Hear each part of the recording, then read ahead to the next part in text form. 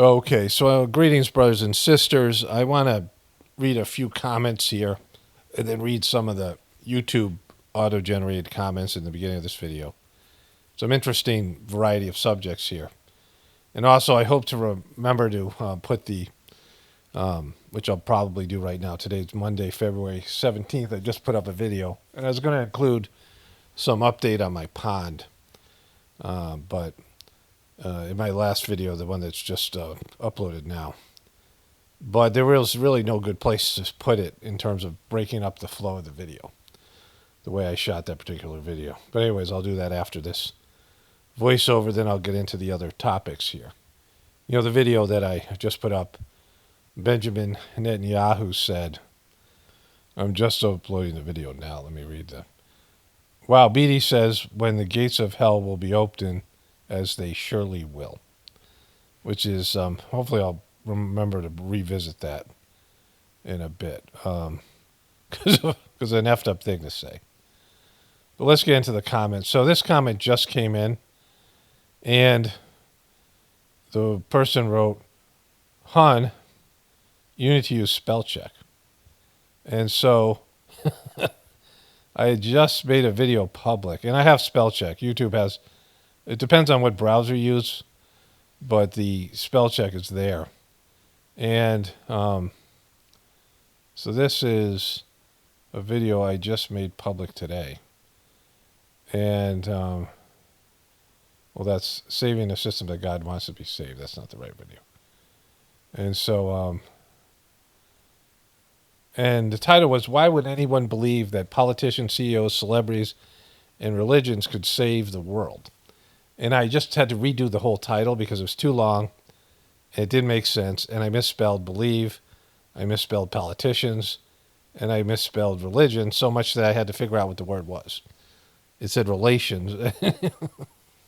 And so, kind of like the title was important. And it just, you know, all I do is just look at it, read it, but I don't do that. And so, you know, still got more views than my normal video. It was almost 4,000 views. I'm getting around 3,000 per video because of putting out content every day. So that's kind of funny. But yeah, I do have spell check. I just don't use it. And so there's another comment here. Trump already has Gaza rebuilt whilst his voters are sleeping in tents in Asheville and left to rot in the ruins of North Carolina and L.A., America's first. Also, cancer kids. I hate to be a cancer kid in 2001. I'm not sure what that last part means. But yeah, you know, I mean, Trump is doing for Israel what he won't do for America. But this is the comment I want to get to most because I have a lot to say about this. So the person says, Paul, you seem to know a lot about the Vedic science, and you also claim that people are closed off from listening to wisdom about diet/fast food. Are you lacto-based vegetarian? It's important not to eat animals, especially cows, if you are serious about spirituality and health. Hare Krishna, brother. Well, I know almost nothing about the Vedic science. Everything I know about any of these things that come through the Sajmark teachings and references to these things, right? So it's the Sajmark perspective of them. And it's an important distinction because a lot of these things have been lost. A lot of these spiritual truths, the original meaning has been lost in translation and just has eroded over time. And, you know, peoples change. Cultures change, and you know the condition changes, the yuga changes, and so things that may have been true in 20,000 years ago, or may have been important then, don't apply now, and they've been diluted and warped. You know, just like I talk about the Bible. You know, when something's 2,000 years old, a 2,000-year-old story, it's going to be warped. The people are going to edit things out. They're going to put their own bullshit on it, all the things that, you know, I talk about. And so a problem with, like, what I consider this person left a comment, New Age people, is they've never met somebody who represents the energy and or even more importantly, the spiritual approach. They've never met somebody who's on a level where they can interpret these things and explain them to them. And so they just go through their new age, California liberal pseudo-spirituality type of Oprah Winfrey bullshit kind of thing that, might have some good things in it, but they're going about it all wrong and all ass backwards. And they think they know things that they don't know. There's a time that I was living near Asheville, North Carolina, one of the sort of hotbeds for this kind of bullshit, right? It's nice. I like it. There's things there that I like. There are good things involved in the New Age movement about foods and some of these things, but a lot of it is just not good. And, it's just, it's watered down spirituality that's kind of a scam or whatever. I also lived in Santa Fe, New Mexico, which is another hotbed. I went to school there for all these types of people. And I was in, so this is maybe 10 years ago or so. And, I was well grounded in the spiritual discipline, the Sajmark system. And I understood a lot of these things. And I understood how, I understood what the New Age movement was. Not like I do now, but I could see it. And there's an old guy there, some old, like almost homeless looking old white dude. And there's a young guy. And the old guy, I was in a crystal shop with these giant crystals. Like some of the crystals were these amethysts, whatever they could, geodes. And they were like 6-8 feet high. I mean, amazing. Like $10,000, something like that, right? I mean, just incredible stuff. And they had all these things. And, they have spiritual benefits, crystals, and all that stuff. But you don't need any of it to connect to God. Like those things, there's places that are spiritual hotbeds and power points where you can feel the energy better. And there's all these things. But with the Sajmark system of cleaning and transmission, it bypasses all that bullshit, ayahuasca. These things are all material. You're trying to use a material device to amplify spiritual energy. And, it's not that the crystals are bad or they're not useful for something. They're unnecessary for true spirituality. They might be good for healing. They might be good for some sort of vibratory effect on your body. The ayahuasca and these other things, they might help you mentally clear something up. I don't know. Like I don't suggest these things. But they're unnecessary and really they're an impediment to spirituality. And this guy's talking to there's an old guy talking to this young guy. He's talking about a host of things, really loud. My family and I can hear their whole conversation. And, everything he said was like bullshit. And the young guy's thanking him. But the things he said, I had heard all of them before. And it was just information that had gone around this community and, the internet to whatever extent. And it was, it was stuff that isn't true, that people just repeat thinking it's spiritual when it's not. And so, all these types of things, including different types of mantras, different types of, things that have been passed down for thousands of years. And Babaji was able to come in and say, well, this thing it's no longer serves its purpose. It no longer does what it was intended to do. It's been changed. It's been, this has happened to it. It isn't being used properly. It's unnecessary, whatever it is, right?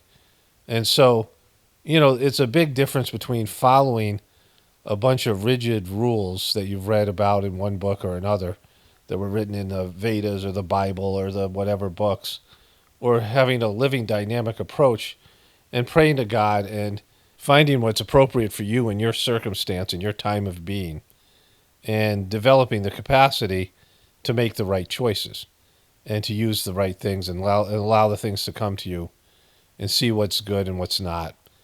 And most people don't have the capacity for that, right? I mean, some of the value of what I do here is that I explain some of the bullshit that, whether it's stuff to do with the Bible or stuff to do with these New Age, these things that people do, these New Age things. I once said to people, if you think you've had your Kundalini open, it isn't. Like, you'll talk to 10 New Age people and 3 of them said they've had their Kundalini open. And the Kundalini is such a hotbed for spiritual energy, spiritual power, not even spiritual power, that if your Kundalini was open, which is actually kind of a painful process, this energy that's at the base of the spine goes up and it hits these chakras, the chakra that's in charge of your sexual activity, and then this chakra in your gut that's in charge of your physical appetites and your emotions. And pretty much nobody has those chakras in good shape where they're clean and they're pure and they have some discipline over them, because we're very indulgent people, where our sexual chakra, because of the way that sex is used in advertising, we're hypersexualized in the Western culture, and of course our appetites and our impulsivity and all the things in terms of our diet and these things, where we're very indulgent, right? Very sensory stimulated, in which it increases the grossness and the impurities and lack of control over these elements of our being. And so when the Kundalini opens up, it hits those two chakras, and it turns the person into a sexual deviant, into an appetite deviant, an addict. And the energy is so powerful, it overwhelms the person. And the whole process is painful, and you can have your Kundalini stimulated, which is a lot different than having it opened. And there's no real reason to have it opened unless you're a very disciplined spiritual person that needs to do spiritual work that takes that kind of power. And almost nobody, like no normal person, would ever need that kind of power. But if you talk to these New Age people, they're like, oh, my Kundalini's open. No, my Kundalini's open. People do Kundalini yoga. This happened where there was this ashram where there's a legitimate guru. It was a yogic ashram for Hatha yoga. And they were doing like Kundalini yoga. And the gurus just started to, was an older guy, and he just started banging these 20-year-old girls. And there was just all this sexual, it was like a sexual scandal in Massachusetts somewhere.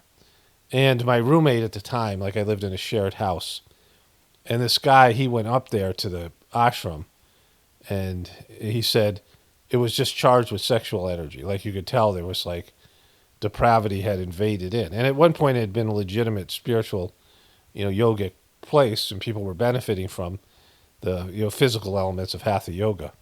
Hatha yoga isn't necessarily spiritual, but it's good for your physical body, and it connects people. It's better than the gross lifestyle that most people live, right? And so what happened was this thing with the Kundalini being awoken and then not having the capacity to control this energy, and these people started to become very sexually deviant. They're cheating. Like it was almost like it became like some kind of like 70s, key party kind of, whatever, those kind of things, right? And so, all these things that are there, these powers that are inside people, the third eye, the Kundalini, if you don't have a quality spiritual, system, and someone who oversees the system, and your internal world, your system, then these things happen, right? You're playing around with things that, are potentially, not even just, things that happen in the physical world, things that are physical tragedies, even nuclear weapons, they're limited to one life, right? Like whatever damage you do in this life, and then, you have to carry over and live the samskaras in your future lives. But mistakes you make now are limited to this life, right? And then, of course, you die, and then you can reboot and get a chance to redeem yourself in the following existence. Any damage you do, any bad things, any crimes you commit, any bad shit you do on the material plane, it's one life. It's one 70-year period, and then whatever carries over into your next existence, your next incarnation. But when you do spiritual damage, it can fuck you over for your soul energy. It can screw you over on a spiritual level. And, so that's the worst stuff. Like anything that fucks around with your soul, you're better off not getting onto the spiritual field if you're going to fuck it up, right? Not that I want to negative suggest people and scare them from becoming spiritual, but, it's just something people have to be aware of, right? This idea you sell your soul to the devil, which you really can't do, because your soul is your real essence. And you can't sell it as a human being. Like you can't. You can't speak for your soul in that way.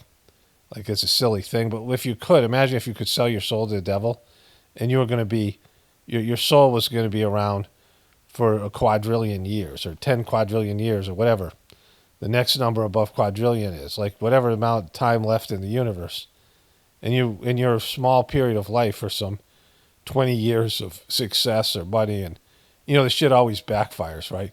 When people allegedly sell their souls to the devil, whatever that process is, it always backfires. Like, this thing with Beatty, open the gates of hell. When you play around with demonic energy, it never goes your way, right? It always ends up, screwing you over at the end. And you don't get the joy that you thought you were. And then you would have sold your soul for eternity, right? Which would be fucking crazy. Like, that's like a really bad deal. It's lucky that we can't do that, because people actually would do that and try to do that all the time.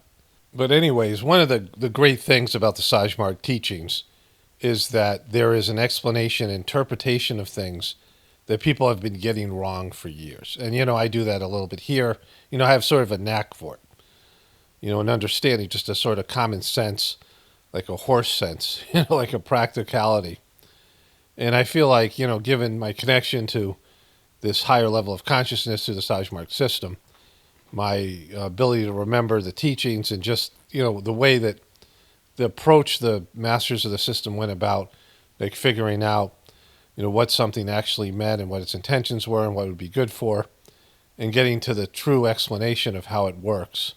Like for an example, Babaji was giving these sittings to people, cleaning them. And so he would, they'd sit across, this is how the meditation works, Sajmarg system. He would sit across from somebody and transmit to them and read their condition. It's what every preceptor does. And you could either see something or feel something, or information will just come to you. And he was reading this guy's condition. This guy was a very gross person. He had a lot of spiritual grossness. And it wasn't because he was a criminal or he had done, bad things in the past. What he had done in like a previous life was he had practiced a mantra. And the mantra was to call God to you. And so you would say it once, and God would come to you, because if you call God, God will come. Like, God is there inside of you. You don't have to summon God, and of course God would summon you. You wouldn't summon God. It's a little obnoxious to think that, but you'd ask God, can I talk to you, please? And God shows up. Like, you can communicate with God, and it's just how clear are you in your own mind. People don't even have control over their thoughts, their minds. I mean, people can't even control their own their own thoughts. How can they listen to God? How can they differentiate between what's God saying and what their own thoughts, their own thought process is? But you can communicate with God. It's just that you have to learn to discipline your mind, and not in a rigid way, but learn to this is the process of meditation, where you can I can sit like thoughtless for like minutes at a time. I mean, for longer if I practiced, but just sit there and let my mind go completely blank and not think about anything in meditation, because I've been doing this for like 30 years. And so if you do that and the information comes in, you're asking God a question, you allow the information to come to you, the answer is just right there. It took me some time to learn how to do this, the process that's done in the system. And so, that's why I have interesting things to say that I think are pretty spot on about all this kind of stuff, because I've learned how to do this from the masters of the system. It's a system of, intercommunication, along with the cleaning and transmission, that enables and facilitates this kind of thing. And so Babaji is reading this guy's condition, and he sees this guy's been doing this mantra, and it's like he's saying over and over again, God, please come here. God, please come here. God, please come here. It's like you call your dog, you call somebody in your family, can you please come here? And they show up, and you keep on saying it over and over again. They think you're a crazy person. But he's doing this mantra, and it created layers of grossness around his heart by repeating this thing over and over again. It had some power in it. He was calling God to him instead of then acknowledging God. Like, it's one thing to call God to you, but then when God shows up, it's like, hey, just checking, no, nothing. There's a reason you're calling God. There's a reason you're in a communion with God. But some guru had given him this prescription of this mantra, and it didn't work. It was working, it made the guy grosser. Something that needed extensive cleaning in this life so that he could just begin his spiritual journey. And so Babaji was figuring these things out, because he was just able to penetrate to these deeper levels of consciousness and read the condition and see how these things over time, these rituals and these, these mantras and these yogic practices had been watered down and had been misused or misunderstood. And it's like playing the game telephone, where one person whispers to another person and then they whisper to another person. And then by the time comes to the last person, the message is completely distorted. Like people mishear things, or they put their own, they have their own way of expressing it. They put it in their own words, and before you know it, it's a completely different thought. And that's what's happened with all these religious practices. And so you have these New Age people who come across these things, and they think they know something, when again they're reading things, whether it's the Vedas or the Bible or any number of religious texts or teachings. It's, again, it's done for profit. It's done for nefarious reasons, people's big egos, to make them feel like they're important. They people have this idea of being a guru and people hanging on their every word. It's a whole fucking thing, right? And it's, being a guru or a master, a real one, is a fucking burden. You're burdened by your disciples, your followers, bullshit that you have to help them overcome, and they don't really want to do it, and they're fucking not willing. They're not willing contributors to their own spiritual evolution, and it's really a fucking nightmare for a spiritual master or guru. But the fake ones, they get to, scam you out of money and do all these types of things, right? And there are two problems with this, how it affects human beings. And I'm going to give you a story and explain you the two ways that this is a problem, that this kind of thing creates problems by human beings either overzealous discipline and thinking they know things, or them realizing, oh wow, I found a loophole, which is one of the two poisons to spirituality. Because here, let me just tell you the story. So there was a time Babaji, he had an ulcer, and he was advised by a doctor to drink chicken stock and to eat eggs. And, he was supposed to be a vegetarian. He grew up as a Hindu, and, like vegetarian, he'd been a vegetarian his whole life. And he intercommuned with his master Lalaji and said, the doctor has told me that I should eat these foods. Do I have your permission? And Lalaji said, don't ask me this question. He's a disembodied soul. He said, don't ask me this question, because if I give you permission, I'll be ruined in southern India, where the Brahmins are, right? So they were both northern.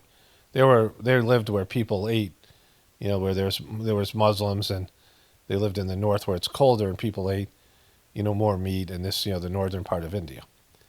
And the Brahmins in southern part of India are very strictly vegetarian and eat very bland food. Like they don't even eat onions and things. And I'll explain that in a moment when I go back and reread this question, right? This comment. So what Lalaji was saying to him was, I can't say don't be healthy, right? Because if you need to eat something, you need to eat something. But if I say this, all the Brahmins in southern India will say this guy eats meat, he's not a real guru. And their prejudice and their limited thinking, even though they can feel the transmission, even though they can see the greatness of Babaji, they can't get over their thinking that they know shit when they don't, because of their own, upbringing and things. But the other part of the problem is everybody then says, oh, we don't have to be a vegetarian because Babaji eats meat and eggs, right? He's drinking chicken stock and eggs. So now they think, oh, wow, I got a loophole. And so that's the two issues, right? And so I want to reread the comment here because now this will make more sense. Paul, you seem to know a lot about the Vedic science, and you also claim that people are closed off from listening to wisdom about diet and fast food. Are you lactose-based vegetarian? It's important not to eat animals, especially cows, if you are seriously about spirituality and health. Hare Krishna, brother. So in the Sajmark tradition, it's advised that you're a vegetarian, but there are exceptions. Like people who live in cold places, like if you're an Eskimo and there's all that you have is, whale meat and seal meat and things like this in the winter, like not Inuit people. Eskimo is not the proper term. People who live in these cold areas. And if a doctor recommends it. And there are other, exceptions. But it isn't some rigid thing. And it shouldn't be, right? It isn't like something that, at some point you're beyond the rules. There's a story where these monks are going somewhere, and there's like the oldest monk, the master of the group of people. and the monks are all eating vegetarian food, and the main monk cooks some lamb or eats some kind of meat, right? And he's eating the meat, and this younger guy says, how can you eat meat when you're the head of our order, and the rest of us are eating vegetarian? We're all eating, we're all vegetarian, and you're eating meat. And the guru picks up like a piece of log from the fire with a red hot ember on it. He takes the ember and he puts it in his mouth and he eats it. And he goes, because I can do this, right? And so, kind of an interesting story. I don't know if it's true or not, but it's, the message is there. There's another story like this where there are these monks who have this vow of celibacy, and they are going across the river, and they have the senior monk, and there's a woman there, and the woman can't cross the river by herself. So the monk picks her up, puts her on his shoulders. He's got her, legs on either side of her, on his shoulders, and he's, got his arms on her legs, and he walks across the river, and he puts her down the other side. And they're walking for a while, and one of these junior little disciples comes up to him and says, that was fucked up what you did back there. We'll take a vow of celibacy, and you're there, walking with the woman, with one leg on either side, and doing all these things you're not supposed to be doing. And the master, the guru, says, "My son, I left the woman back there at the edge of the river, and you're still carrying her with you, miles and hours later. When we walk down the road." And so, these lessons are there for people to kind of understand. You have to take things with a grain of salt and really just be looking for the right thing to do. So I was a vegetarian for 18 years, and it had benefits. Like I was more aggressive, more forceful. When you eat meat, it's really good for you physically. There's great things about eating meat that are, beneficial to the, physical body. But it also, the creatures that are carnivores that eat a lot of meat are, they have good brain development, and they're very clever. You think about the animals that are hunting animals, and they're more aggressive, and they're more, they have more expression. They're better at problem solving, a lot of different things, right? They have a lot of different, like I said, the protein for brain development, as opposed to herd animals that are more passive, but are more serene, right? Or more, they're not as restless. They're not as, like I said, aggressive in these things.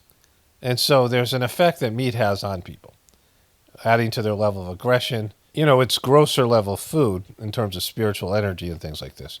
It has an effect on people's ability to meditate and things, and also have a desire to meditate. Like I said, very much, you think about the animals that are predatory, and you think about predatory animals, and, there's a fierceness, aggressiveness, there's they're killers, they kill shit, right?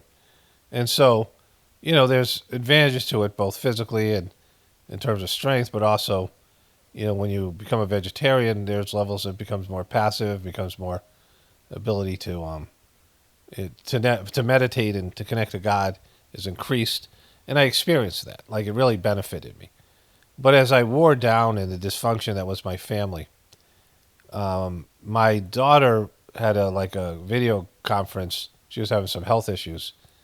And she was talking to this guy who was a vegan chiropractor. And but he was an herbalist. He was really a good healer. But he was, he was a vegan. He had a family and they were vegans. And he recommended my daughter eat meat because of various things that were going on with her system. And all the things he listed, pretty much everyone in my family was suffering from. And so we all started to eat meat, and there was, health benefits. There was a necessity. And I really need to eat the meat when I do this work here. Because it's very, it's the internet and the stuff that I cover. I mean, just diving into the cesspit every day, and then the comment section and all the other things. I need that kind of a strength that I get from eating meat. So, like I said, I was a vegetarian for 18 years, but I, have since needed this, a change in my diet, right? And my meditation, my spiritual, abilities, my spiritual condition and approach have gotten better since eating meat. Like, it's just, it's helped me. Now, when I was a vegetarian, and every once in a while we would have like chicken soup, or there was something we would have. We had chickens that would die or whatever, and there was health issues, and so there's occasional times where we had some things, and sometimes I'd feel good after eating it like once, but if I ate again, I could feel the energy, like it was gross and it was negatively affecting me, so I didn't want to continue eating meat. But then when I started eating it, after this really kind of downtime in our family was falling apart. And then, everything that happened with the trip to India and things like this. And there are times that I'd be eating vegetarian food just because when I was in India, that was what available. Eating meat in India, especially southern India, where it's mostly vegetarian, it isn't, ideal. Like, it's hot there. And there's times I'd go to this place and these guys had these chickens that were just kind of almost like free range chickens, but in the city. And he'd just grab a chicken, he'd chop off its head, and he'd hand you the thing. They take off the feathers and he hand you the thing. And my kids and I were like, what the fuck? But there was times I was making chicken soup when we were in India, then we returned to America. And I really felt it necessary to do that. Like it just was the right thing to do.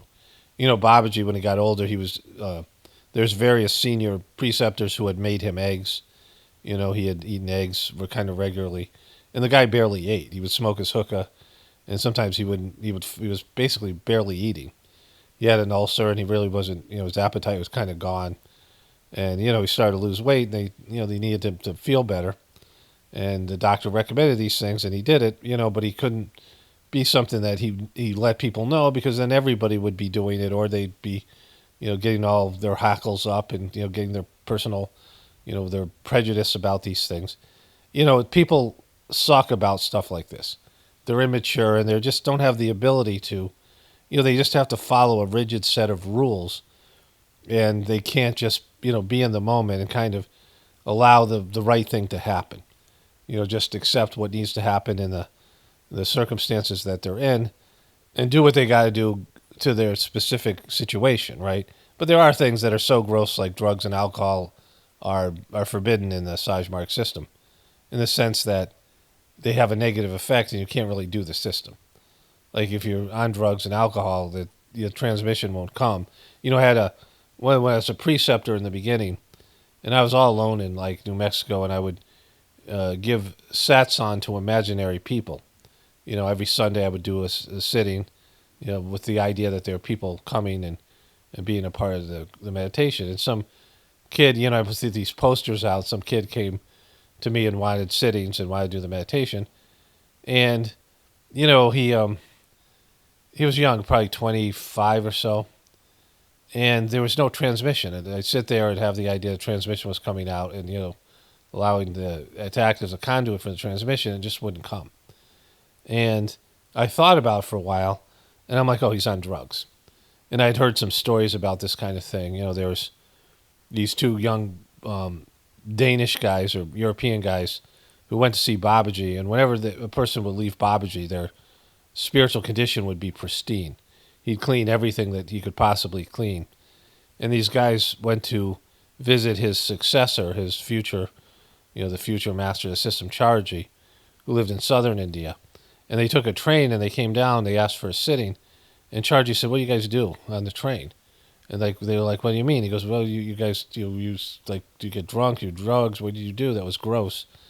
And they said, well, we smoked some hash. And he said, yeah, don't do that anymore. But the thing that Babaji had always said is only forbidden is forbidden. And these hippies, these boomer hippies, took this as a, liberty to go do shit that they shouldn't do. And Babaji didn't want to put the sin of disobeying the master along with the sins that they were going to do, but he didn't have any idea these guys would be, doing LSD and doing drugs and things. But they had a negative effect on their spiritual condition, right? And so I'd heard a bunch of stories about this from various people. So I asked the kid, what are you doing? He's like, well, I'm doing heroin, And I'm like, well, there's no transmission coming. It's not, you really can't do both. Like, you got to give up heroin or you really can't do the meditation. He's like, well, I am a true spiritual seeker. And I'm like, yeah, well, but you're going to have to give up heroin if you want to do this, right? Because it's not worth our time because the transmission is just going to, without the proper discipline and your spiritual cleaning, the transmission is just going to strengthen the samskara, right? That's why the cleaning is necessary. The transmission, Babaji said if when you water a plant, you also are watering the weeds. So there's necessary pruning that has to be done, right? You have to, there has to be discipline in your thoughts, and you have to learn to be more disciplined in where you put your attention. And the higher you go spiritually, and the more spiritual approach and the spiritual sort of powers open up, the spiritual energy, and the more that the closer you are to God, then when you have thoughts, you have desires, you have, wishes, they'll just come true. Like anything you think will come true because you're really close to God. And that's where spiritual people have fallen time and time again, because they start, wanting things they shouldn't want. And those things come to them: money, power, women, whatever it is, right? They start having these thoughts about, their egos start craving things, and they think they want some things for themselves. And then because, like normal people do this, and they can wish for things all day long, and they won't happen. But when someone's very close to God, everything they think becomes manifested. And then that's where they have their spiritual fall, because they start wishing for things that they shouldn't. But anyways, that's the difference between having a living system where there's a higher level of consciousness, instead of, having just a bunch of old, dead, books and rituals and things people do that they don't even know why they do them anymore, and they don't really apply to the modern era, and the essence of the thing has been lost, right? And so people think they know things, based in reading a book and when people used to do this or that. When you have a real relationship with God, you can just ask God and ask for guidance, and, be open to receiving the information that comes to you. And it takes, like I said, some level of training of the mind and discipline and connectivity, and, watching other people do this, and having like a connection to a higher power, higher source that can guide you. And all those things take time and effort and shit that people just don't want to do. I was saying this before about preventative food. People only value something when they have a problem. When you have a problem, you do anything to make that problem go away. But you had plenty of time before, to stop smoking or stop eating cancerous foods and processed foods. And then once you have cancer, you're like, oh, I wish I could go back. Well, you can't go back. Like, you had a chance to be preventative. And spirituality is very much like that. People want to do what they want to do until things go south and you start having consequences for their actions. And then they want to pray to God for, for help and for whatever, forgiveness. And they realize they've been a piece of shit, so-called sinner or whatever. And they've done bad things that they knew that God didn't want them to do. And then once the consequences set in, they go to beg God for forgiveness and give him a second chance, and please save me. I know I'm going to die, whatever, I'm suffering. But then it's too late, right? Because, you could have prevented all that. You could have lived a just life, a good life of spiritual commitment. Then you don't have to be bailed out at the end of your life. You've lived a good life. You've done what your soul wants you to do. And, you've taken advantage of the energy you had when you were younger, and you've put it to good use. And now you've suffered the things you had to suffer, instead of pushing it back and, finding a way to not suffer the pains and things that you're supposed to suffer. And then you're getting older, and then you have to suffer it all at once, and you're miserable, and you see people falling apart, and you have physical pains, and, trauma in their families, and just everything's going south, and poverty, and they're like, what the fuck, God? And it's like, well, you went and lived a bad life, and now you want me to bail you out, and it's not possible. So anyways, let me just read this one comment here, and I might do some more tomorrow. When you said there's no peace, there's no world peace without inner peace, I think this is something that can be repeated and learned by many. I myself am working on that challenge, ongoing. Cheers, brother. And the bot says that's the message. That's the message. The message. And it says it's a never-ending journey. And the bot could never, no matter how great these, AI technology is, there is no way they can understand this idea of inner peace as opposed to world peace. But this is an old Sajmark teaching, and Babaji wrote this long letter to the UN with the essence of it being, as long as there's not inner peace, you're never going to have world peace. And it's a clear, it's something that I've experienced as well as, reading the teaching. But inner peace is what leads to outer peace. And, it's just like I was saying about preventative medicine. People don't want to hear that shit until it's too late, right? after they've lived their life and they've done their bullshit and they've created wars and, whatever they've done, and then they realize, oh, that was a mistake. After the pain and suffering kicks in. And it's obviously a mistake, but you can't go back and redo it. These things, that's the problem with human beings have to suffer to want to change. They won't change on their own, and if they're feeling good and they're happy, then they won't. They just won't. They'll beg God when they're miserable. But when they don't think about God when, they're enjoying and indulging and doing things that are going to cause them pain and suffering later on. But anyways, I'll start reading some comments later on. This is also going to go in the 191st edition of the Journey series. And by 191st, I mean 181st. I got those confused last time, but anyways. Okay, so in my last video, I made reference to this in a voiceover that I had put this in there. Just a little update. I've been covering my pond and it being so freaking cold. So today, it's still the same day. I made the video. I started this video for Tuesday. Tomorrow I do the sitting, and I'm going to go shopping, so I have less time, so I'm going to jump on the video. But today's Monday, February 17th, and it's been freaking cold. This has been the worst winter. We just got some more snow. And, the pond's been freezing, and the water is going into the ice and making very little bit of area for the fish to go in. Like the fish can freeze.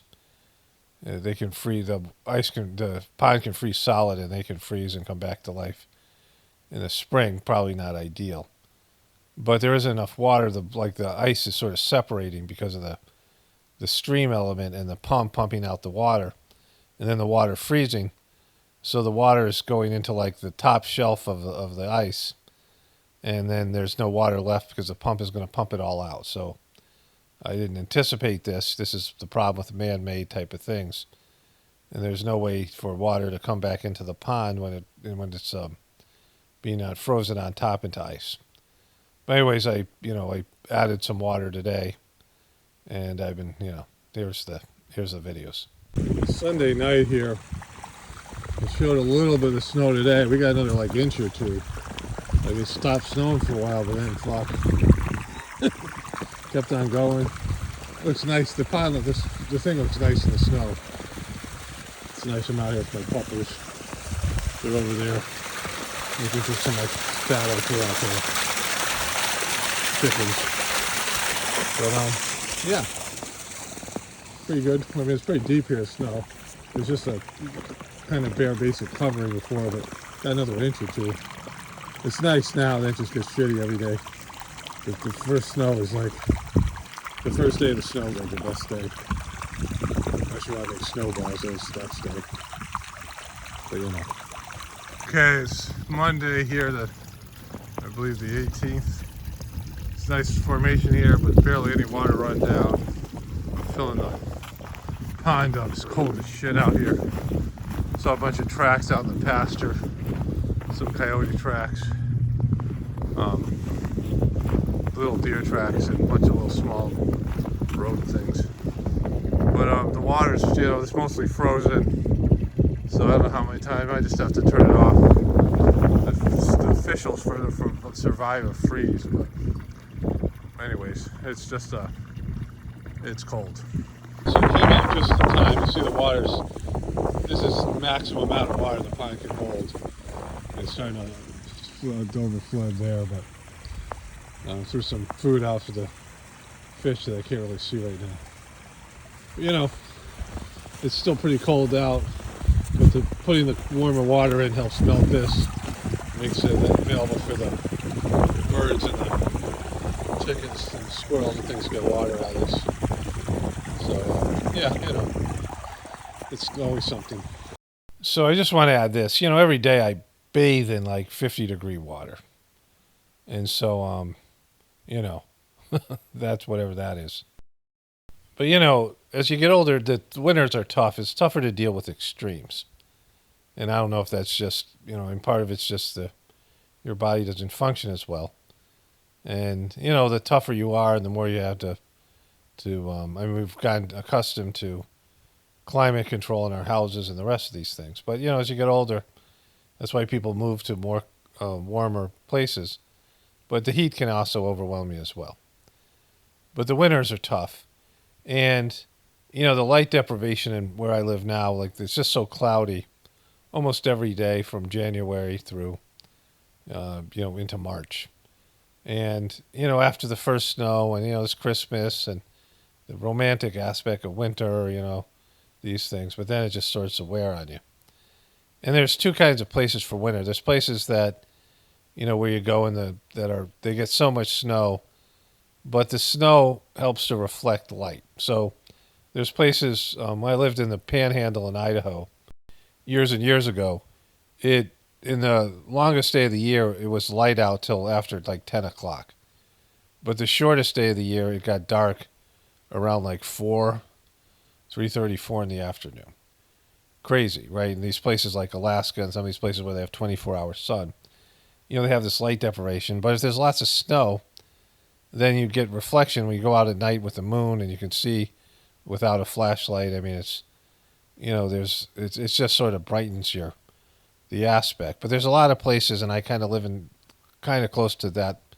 I'm kind of living in one of these places now, where more often than not it's freezing rain, and so there's freezing rain sucks because, I mean, it's not really snow, but it still causes a driving problem, or it's snow mixed with rain, and it doesn't stay, and it gets messy and all that shit, right?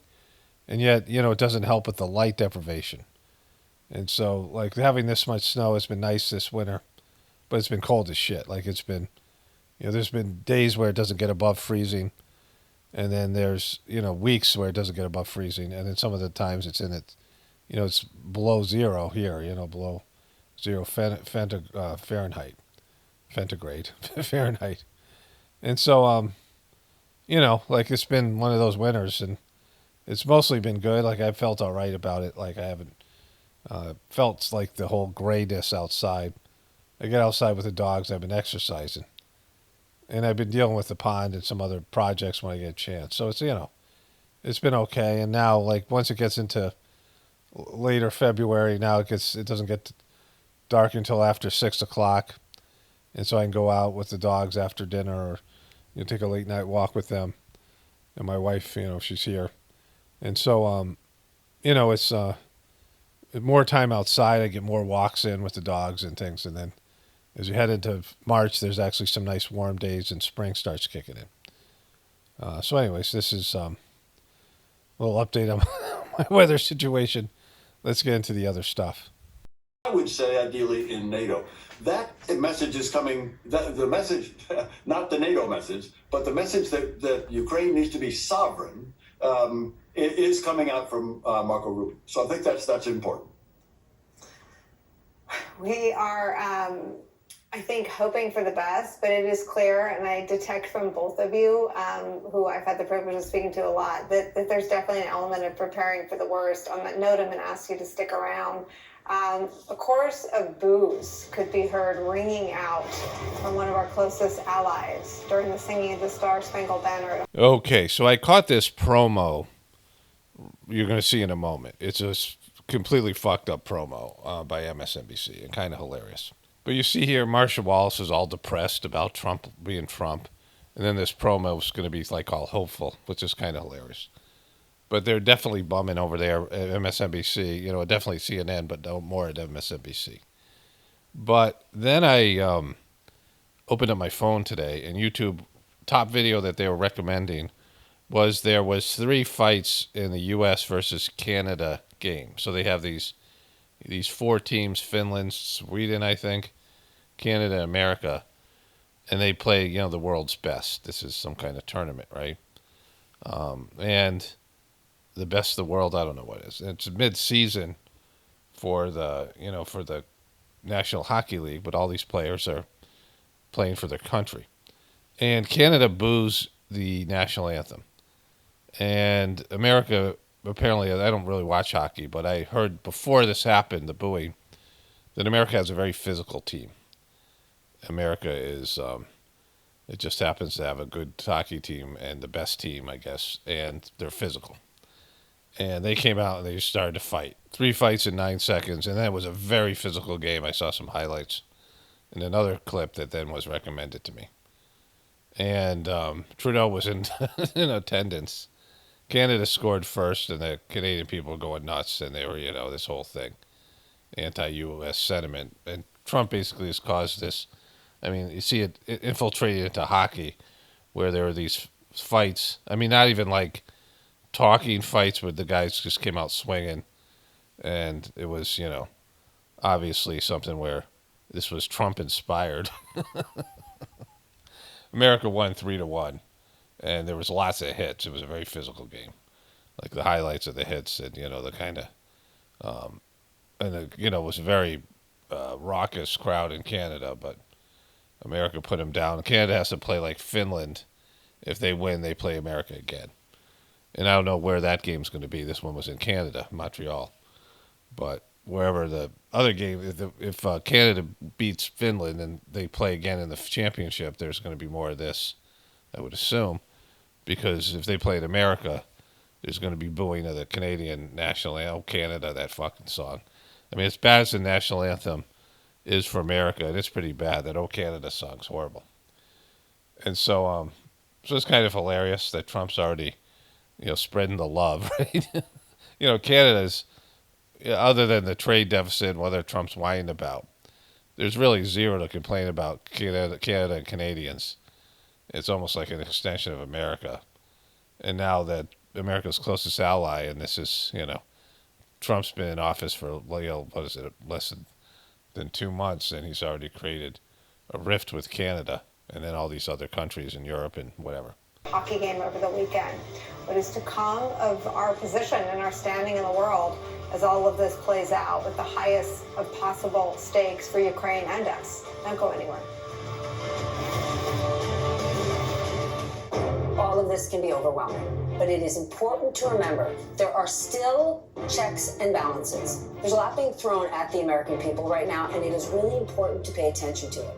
But it is just as important to recognize how many of those things are getting announced, but they're not happening at all, or at least not yet.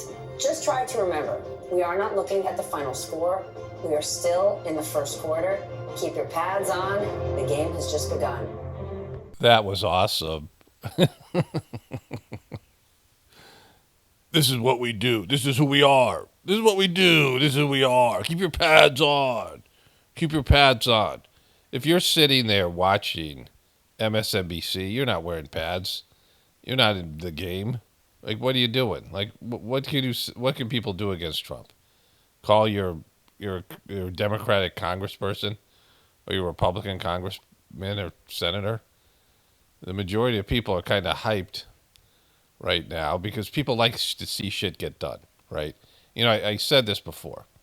The problem I always had with boxing is more often than not, there would be a lot of holding, just because no one likes to get hit in the face, right? And so the guy who was losing would start to hold, especially when he got into like the heavyweight. And it was just this like, leaning at each other, dancing, no action.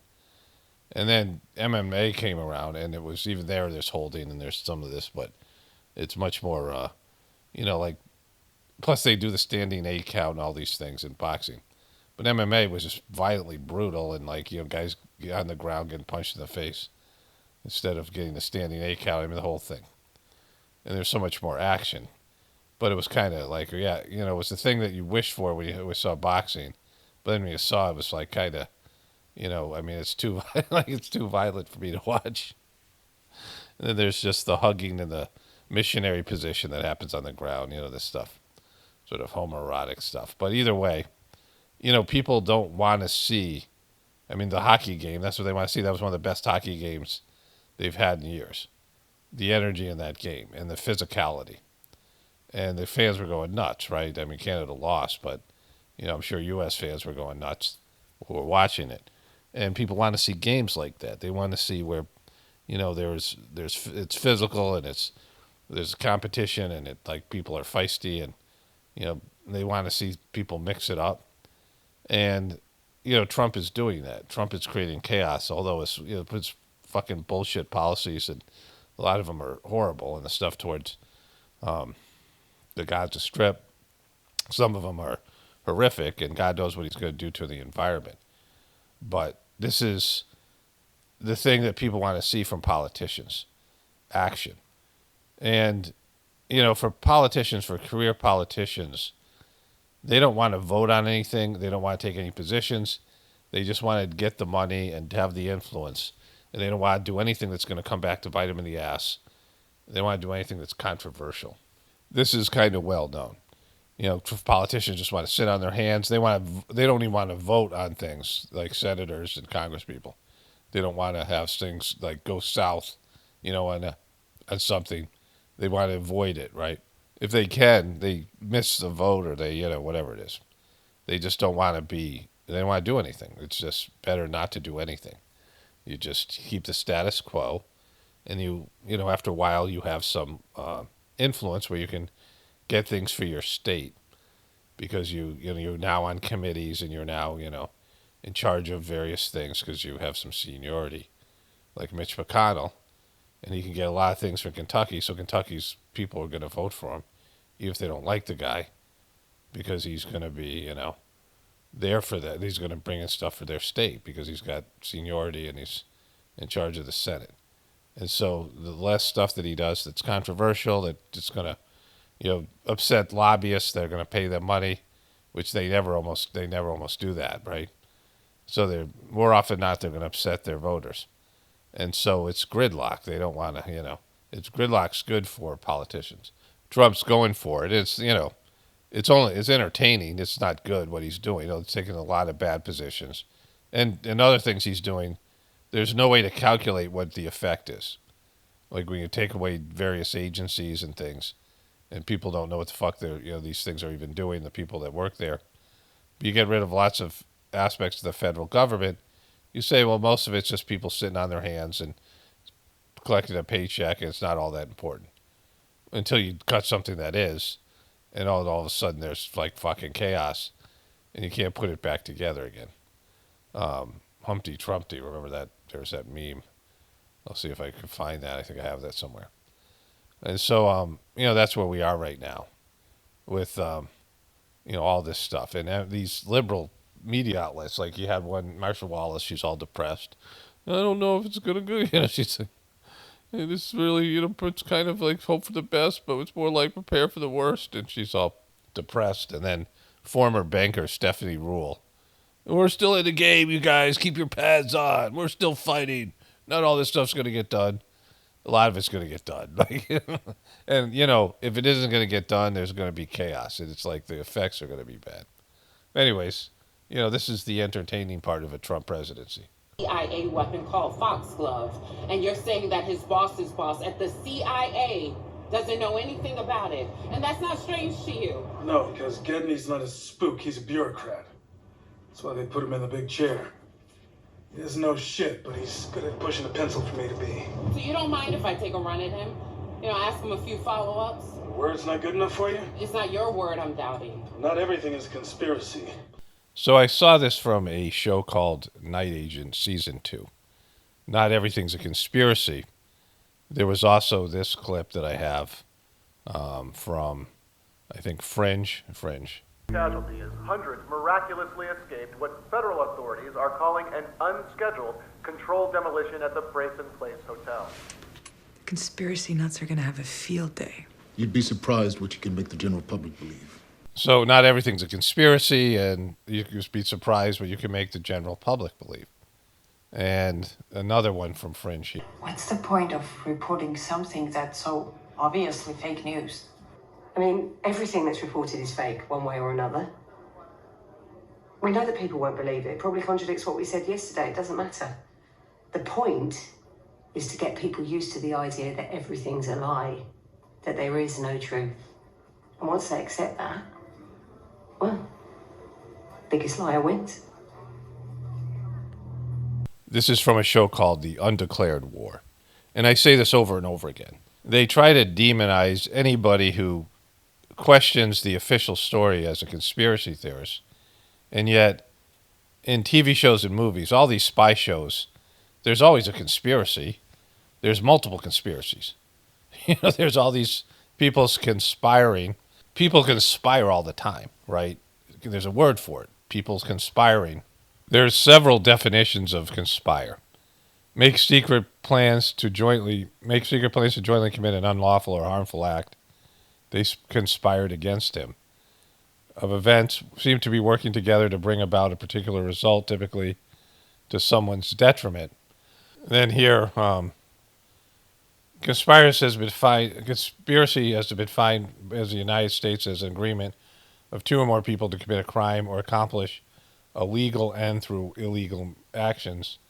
Conspiracy laws usually does not require proof of specific intent by the defendants to injure a specific person established in a legal agreement. But also, there is legal conspiracies where two people conspire to do something that's not illegal, but it could be immoral.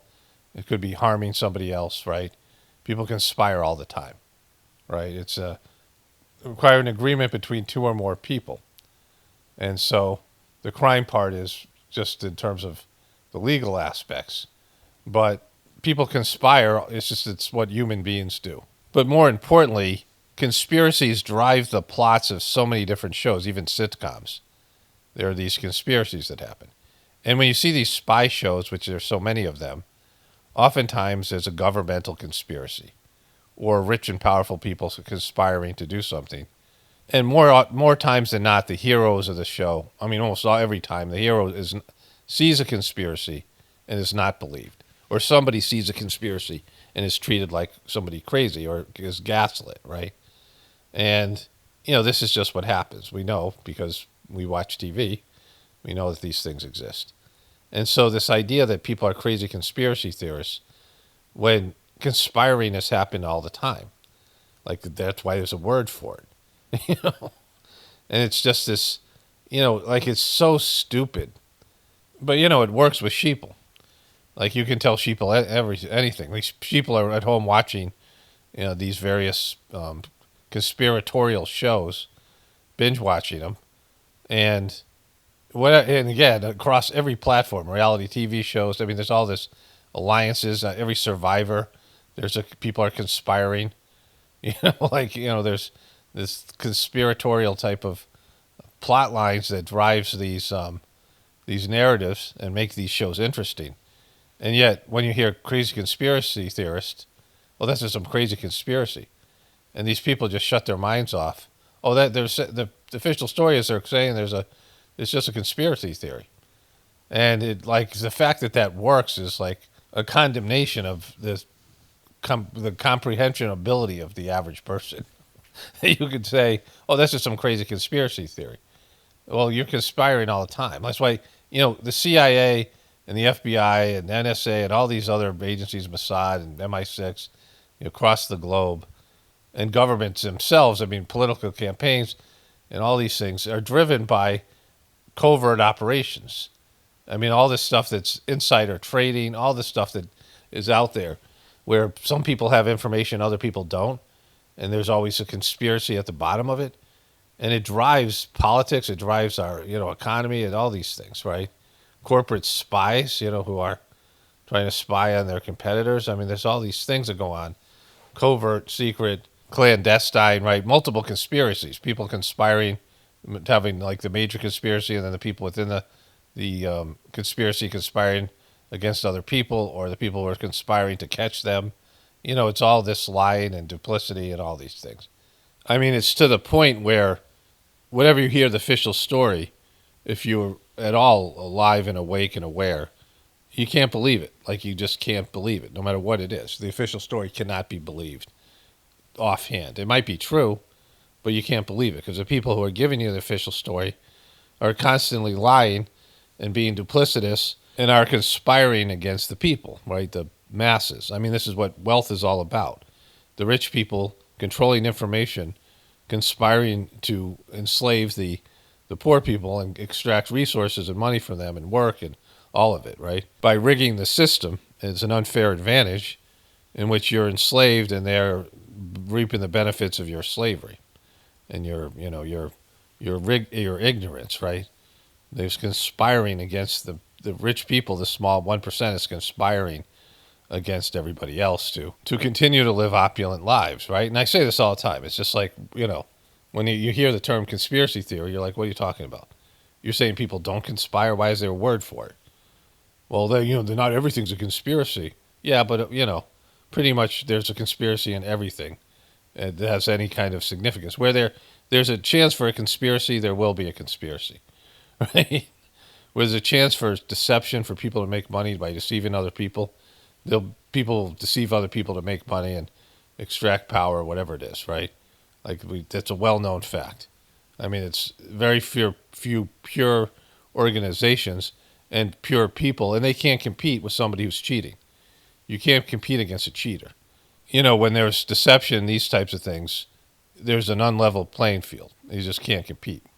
And so people are driven to cheat because they're competing against cheaters, and if they want to win, that's what they have to do. In the Kali Yuga, this period of human history, people live shorter lives, and sociopaths and criminal behavior is rewarded, and deception and selfishness is rewarded, and all these types of deviant personality disorders and all this type of conspiratorial stuff is rewarded.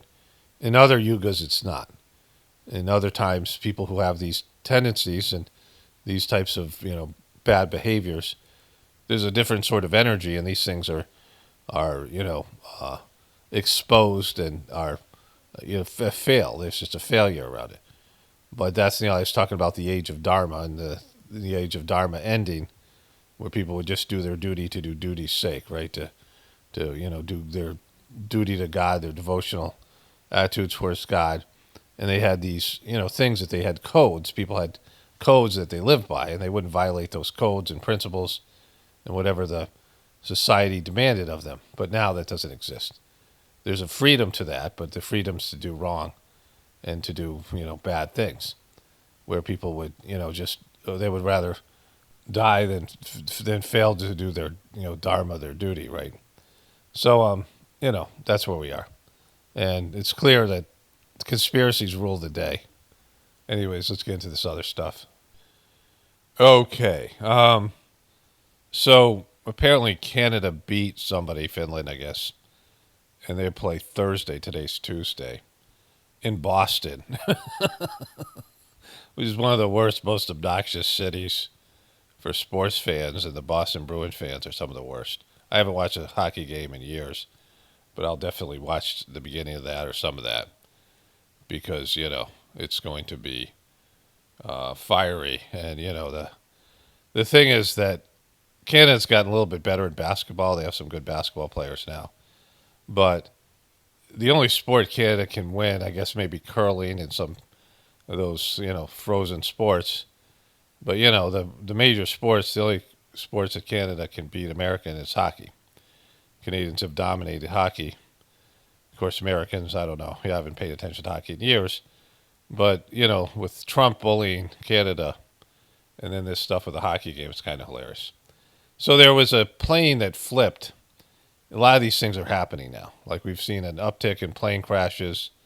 This seems to be more weather related. Dramatic video shows Delta plane burst into flames moments before flipping on the runway in Toronto airport.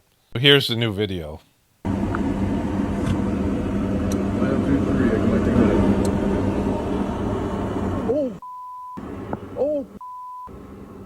Oh, no.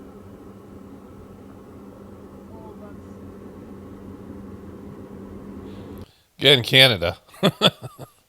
Things are getting reals in Canada, and all the rest of it. Airplane just crashed into. So, there it is. There, the plane. So a lot of chaos going on out there. Here is a Trump Elon Musk interview. It's got a bison here, about to stomp on something. You have to be keenly aware that the media and the punditry class, not that, I think you've proven they have no power anymore, because they threw everything they had at you and they didn't win. Okay, watch his face here. I mean, look at the difference. Look at this PLS school. Trump's got the fake tan working here. And look at his face. Look at the expression, his eyes. He's just a weird, crazy fuck, this guy. Was the New York Times, Washington Post, 3 networks, every late night comedy show, 2 cable channels. They threw everything, lawfare, weapon. Yeah, but nobody watches that shit anymore. Sure. And now I see they want you two to start, they want a divorce. They want you two to start hating each other. And they try, President Elon Musk, for example. You do know that they're doing that to you. Oh, I see it all the time. They tried it, then they stopped. That wasn't. They have many different things. Hatred. Actually, Elon called me. He said, they're trying to drive us. He's got something. Like, I don't know if he's got like some sort of Asperger's or whatever, but he is a weird dude. Like we always, he's just weird. When he's talking, it's less. But you really see it here. I mean, he's weird when he's talking, but it's even worse when he's not. I said, absolutely. They said, we have breaking news. Donald Trump has ceded control of the presidency to Elon Musk.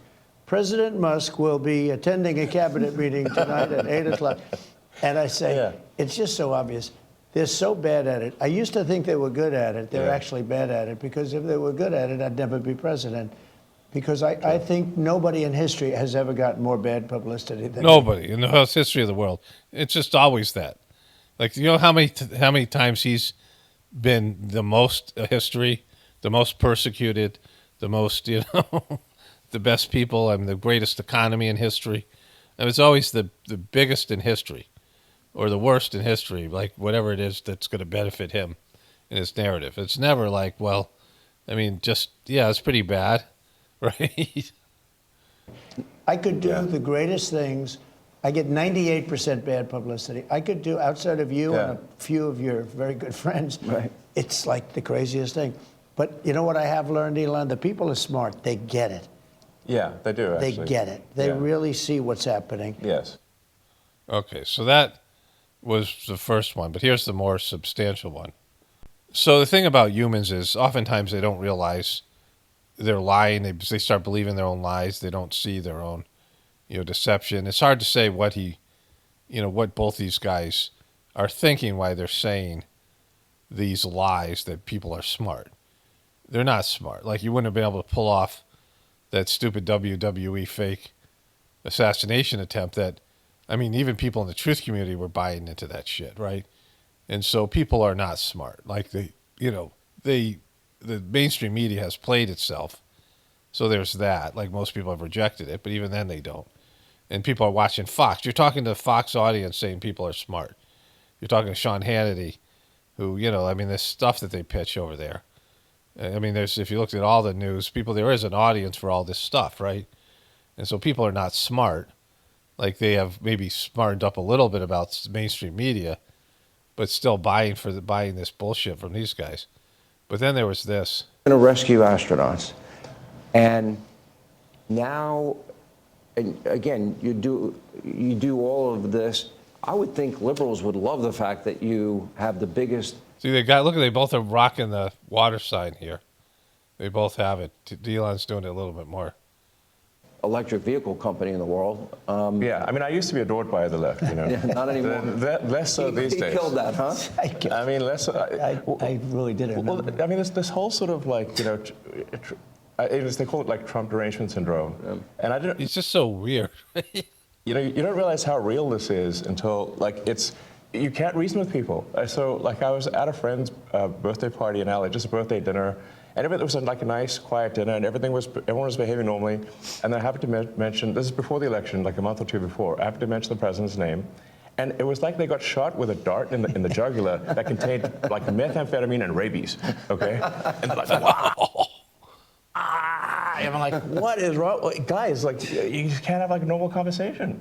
Yeah. And it's like they become completely irrational. It's disingenuous to not say that Trump is a divisive figure. It's something I've liked about Trump. It's the most entertaining part of Trump. Like, it's not a Trump presidency. The best part of it is the way that the liberals react, the liberal media, especially first term. That was great. This maybe not so much, but there's still good entertainment value. But it isn't that Trump doesn't provoke them. He always been a provocateur. He's always been, someone who grabs attention by saying, it's just like with Madonna doing what she does, Lady Gaga, these things that are basically trolling one side or the other, doing outrageous things that it's going to promote attention-seeking behaviors, right? That's a part of the treatment centers I worked at, attention-seeking behaviors, doing bad things, doing socially unacceptable things to seek attention, which is, drives every reality TV show. That's why Trump was so good at The Apprentice, and there was always villains like Omarosa and people on the show, right? Attention-seeking behaviors, doing things that would piss people off, which creates drama, which drives viewership. People love to see that shit. And Trump is constantly provoking people and doing things that are going to be controversial. And he's done it, before he was president, and even now more so. And, trying to do outrageous things. But before, it wasn't a big deal politically. But now he represents the right wing, and so it's already a divided country. And then some of the things are just wrong, like what he's doing in Gaza. Just fundamentally wrong. What he's doing with Iran. Like, what America's done to Iran from Operation Warp Speed. I'm sorry, Operation Ajax. Operation Ajax, where they got rid of that leader Mossadegh. They just destroyed that country. Iran is the way it is because of what America did, what the CIA did to them. American intelligence community did to them. And so, punishing Iran now and doing sanctions so kids will starve, and the whole way of backing Israel in these things in ways that are just, so greasy and embarrassing. Like America always backs Israel, and Trump is, the worst. Like, he's the best for Israel. Netanyahu's even said it over and over again, the greatest friend Israel's ever had in the White House. And so Israel's just going to go for it. And that means all these other countries that have suffered because of these, bad deeds that were done, conspiracies and whatnot. And so Trump, oftentimes his stuff is harmless, but sometimes it's harmful. And he just does shit. And the way he acts and the way he speaks, and, again, I love it that he drives the left nuts. It's great. But the same qualities that he does, not just the being provocative and provoking people, but, the decision he makes, the rash decisions and the failures he has, and being a flim-flam man and a grifter and self-destructive. Like, he's run company after company, business after business into the ground, failure after failure. And it's going to, now it's the United States. And there's no, he could always get bailed out by banks and people and being on The Apprentice and whatever things that just fell into his lap. The guy's been lucky in terms of his ability to survive his failures. But the people around him aren't lucky, and the people he screws over aren't lucky. And now the people he's screwing over is going to be American people in the world, and poor people, and struggling people, and everyday people. Those are the people that are going to suffer when Trump blows up, which he's totally going to do. He's going to implode. And so it's kind of funny. Like, even now, it's going to be fun to watch, but it's going to be bad, right? He's that guy. To pretend that none of these things are his fault. Like, they just happen to go after him. Like, there's nothing that he's doing on his end that are causing people to react that way, right? And the people who are his followers are just, they're obnoxious, and they're just totally delusional and in complete denial, which we all know. And so, it is what it is. But, come on, right? Like, there's a reason why people are upset at him. Don't pretend he has nothing to do with it, right? It's silly. There's hatred for Hillary and for Kamala and Obama and various people. And, then there's like Bill Clinton and Hillary stand out. Obama, the hatred dissipated. Nobody cares about Kamala now. And Obama less so, and Biden less so than the Clintons say. There's people who really provoked the right on that side. And so there's going to be hatred just generated to whoever the Republican candidate is or whoever the Democratic candidate is because of the division. But the hatred for Trump is going to last a long time.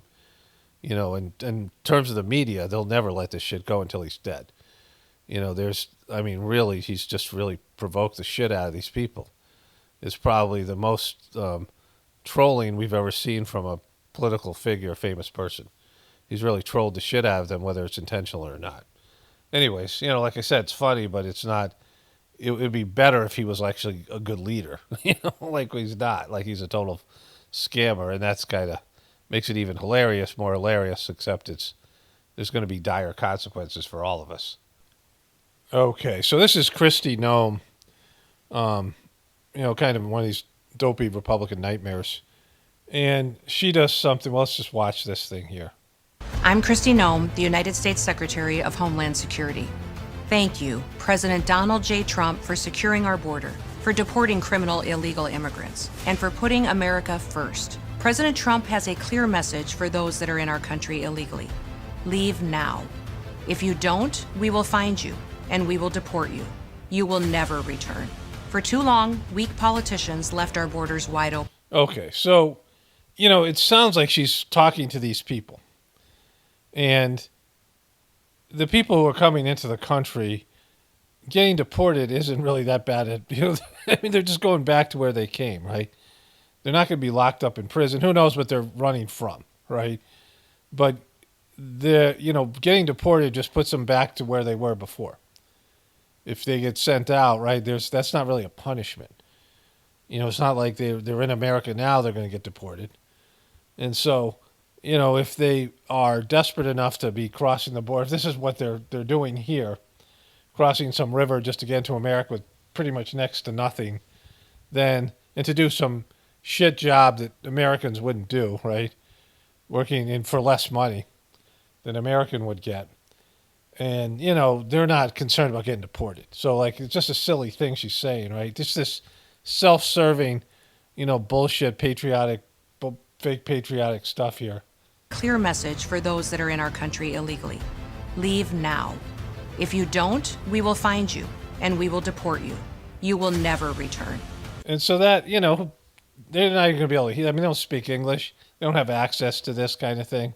They're not going to be watching this, right? I mean, the information isn't going to get to them, not through this message or any of these other messages. So this is just some this is red meat for the people who voted for Trump, and it's self-promotional, which I just, I'm just over the whole self-promotional bullshit. For too long, weak politicians left our borders wide open. They flooded our communities with drugs, human trafficking, and violent criminals. They put American lives at risk. Well, those days are over. If you leave now, you may have an opportunity to return and enjoy. Okay, so what are you talking about, right? He's talking to, they're not going to hear this. I mean, again, language issue. They're not watching Forbes, where I'm watching this, or Kristi Noem. They're not subscribed to this stuff. They're not going to hear any of this, right? They're not going to get this message. I mean, they're not. This is not for them. This is for right-wing Trumpers. Human trafficking and violent criminals. They put American lives at risk. Well, those days are over. If you leave now, you may have an opportunity to return and enjoy our freedom and live the American dream. But understand this. Under President Trump, America's borders are closed to lawbreakers. There she is there, look. They got this little... Closed to law... Look at her. She got her hat on. And remember, she wanted to be vice president, but she wrote a book where she shot her dog and described it graphically. And it kind of killed her whole chance of becoming VP. Closed to lawbreakers. Follow the law, and you'll find opportunity. Break it, and you'll find consequences. You'll be put back. It's like basically playing snakes and ladders, where you hit a snake and you go back down to the beginning, right? Like you're just, you're not any worse off than when you started. You're just being sent back out of the country, and then you have to figure a way to sneak back into America. It's a revolving door. The choice is yours. America welcomes those who respect our laws, because a strong nation is a safe nation. Boom. So that's Kristi Noem. Okay, one of my viewers just sent me this. The American Triangle. San Juan and Bermuda and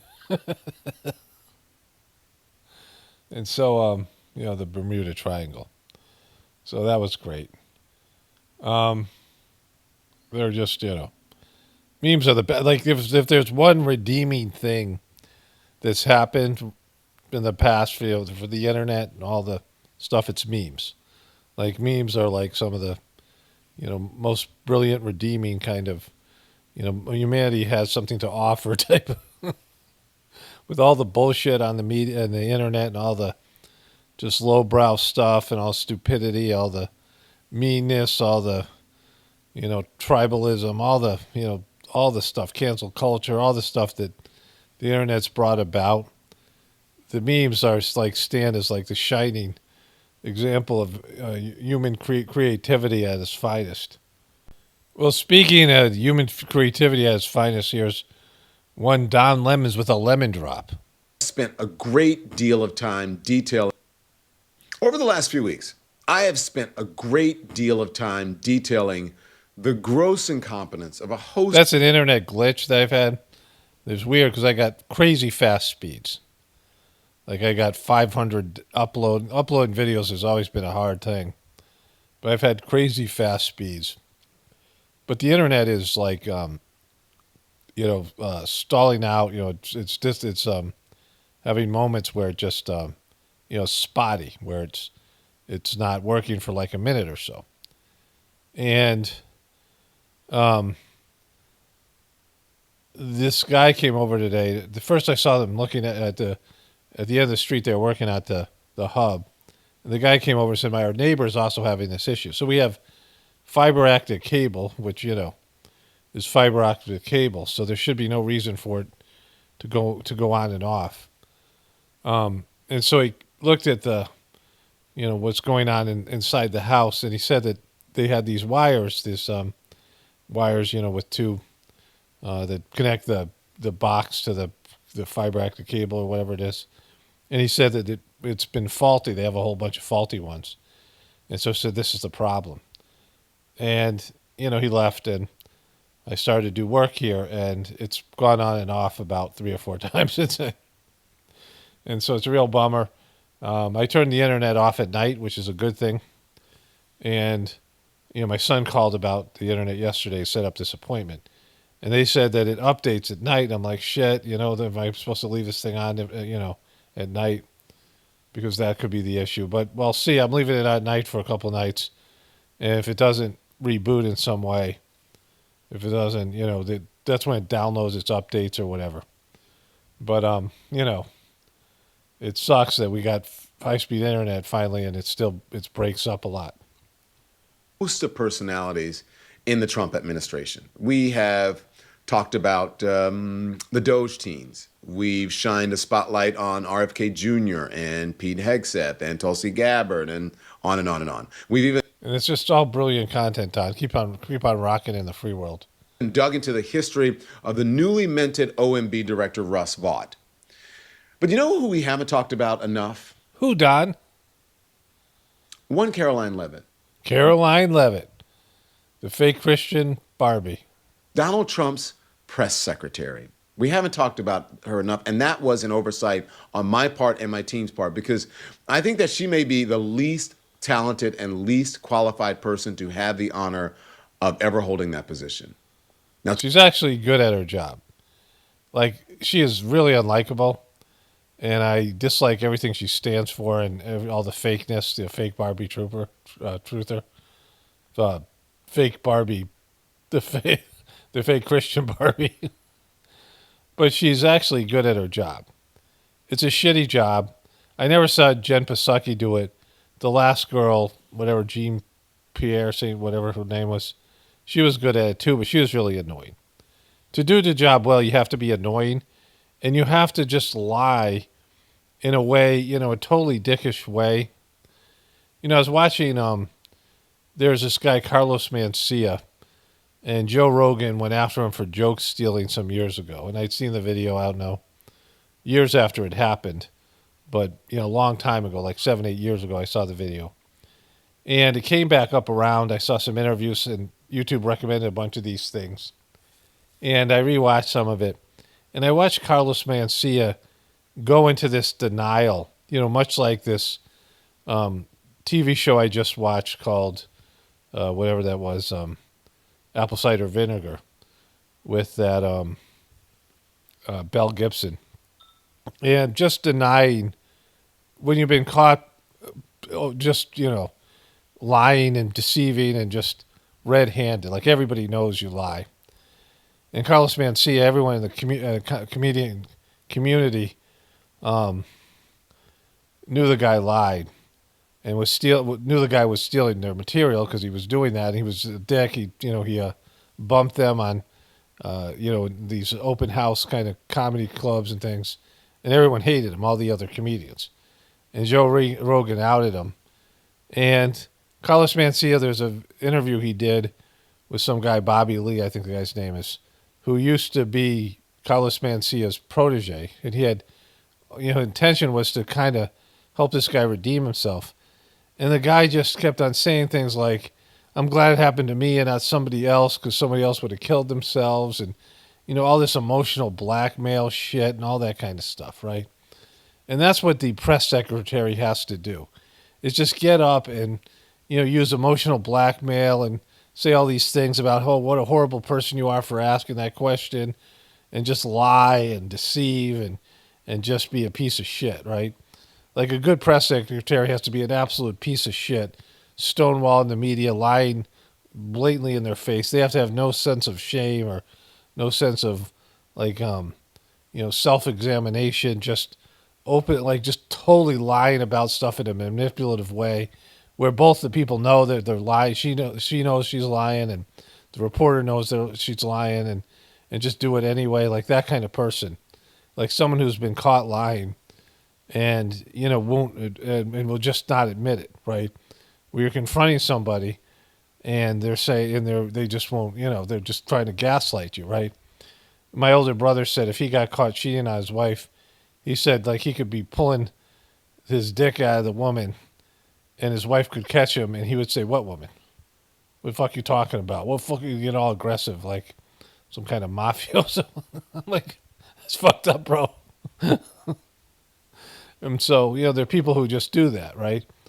Who'll just, lie blatantly to your face when they're lying. And it just sucks, right? It just, you can't deal with people like that. And that's what the press secretary does. Now, to be clear, this has nothing to do with the fact that she is only 27 years old. It has nothing to do with that. It totally would have to do with that. The youngest individual to serve as press secretary. My criticism of her is entirely based on the series of missteps, inaccuracies, and controversies that she's been responsible for over the last. Okay, so the two girls before Caroline Levitt were the St. Pierre and I forget her full name. I mean, it's only been a little bit of time. Jean St. Pierre something. And Jen Psaki. And I never saw Jen Psaki do the job. I saw maybe a little bit of it. She's horrible at her job now. Like he's friends with Jen Psaki.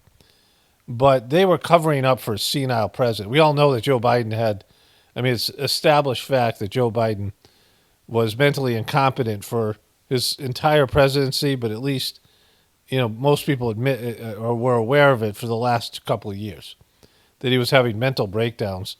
And all this information came out afterwards. And we all know.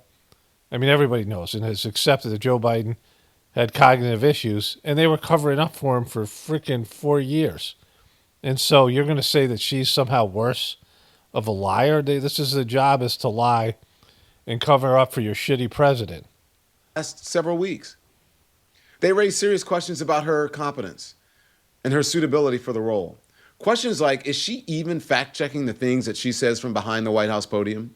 Okay, so you guys realize that the facts that you guys call facts aren't facts. They are the official story. And when the government is run by Trump, then the facts are what Trump says they are, right? Because, that's how it works. That's how it worked with Biden. The things that Biden said and the things that the government put out there, those become what people consider facts, even if they're, blatant lies. And so, like, you're trying to fact check her with liberal facts, which, aren't any truer than conservative facts. Is she even well-connected to the president? Is she even well-connected? President? Why is she constantly saying things out of step with the words and positions of the commander-in-chief? Is she just making things up as she goes along? Or perhaps, has she been tasked with merely serving as a human distraction device. She's a shield. She's a human shield. That's what job is, to be a shield to, block the stuff from all the energy that's coming towards the president, right? One of the most glaring examples of misinformation under Levitt's watch, or on Levitt's watch, is her unfounded claim that the Biden administration allocated some $50 million to send condoms to Gaza. DOJ and OMB have actually found that there was $37 million that was about to go out the door to the World Health Organization, which is an organization, as you all know, that President Trump, with the swipe of his pen in that executive order, is no longer wants the United States to be a part of. So that wouldn't be in line with the president's agenda. DOJ and OMB also found that there was about to be 50 million taxpayer dollars that went out the door to fund condoms in Gaza. That is a preposterous waste of taxpayer money. Now, this led her boss apparently to then escalate the lie, saying Biden sent $100 million in condoms, not to Gaza, but to Hamas specifically. And he further asserted that Hamas was making bombs with the condoms. In that process, we identified and stopped $50 million being sent to Gaza to buy condoms for Hamas. 50 million. And you know what's happened to them? They've used them as a method of making bombs. You mean water bombs? Like water balloons? What kind of bomb can you make out of a condom? Holy shit. Why didn't I see this? How is this how am I just seeing this now? How about that? How about that? Literally. WTF. Her misinformation was thoroughly debunked. Investigations reveal no evidence supporting such an expenditure. In fact, okay, so what it ended up being was $50 million of condoms that went to some country in Africa. And we regularly send condoms, at least the UN does, to these countries, and they don't know how to use them, right? And refuse to do so. These countries where they want to do depopulation. And so the Hamas thing was stupid. I mean, this is typical Trump lies. Not any worse than the lies that we saw about Joe Biden and the stuff that they were putting out. The medical disinformation, which was considered fact, which we all know backfired, and they never admit to it, but we all know it's been debunked. But this guy just said that Caroline Levitt was out of step with the administration and that she was just making things up, but clearly she wasn't, because Trump then doubled down on this information. And this probably came from some tweet from Elon Musk, because Elon Musk had to walk this back, remember? And he said, it was these $50 million of condoms that went to Africa, which is, a lot of these things that they were putting up there, they showed the paperwork on. At least they had, something written down on a piece of paper. And there is some bizarre government expenditures. But Trump always lies. This is what he does. He exaggerates. And, this is what she's a part of now.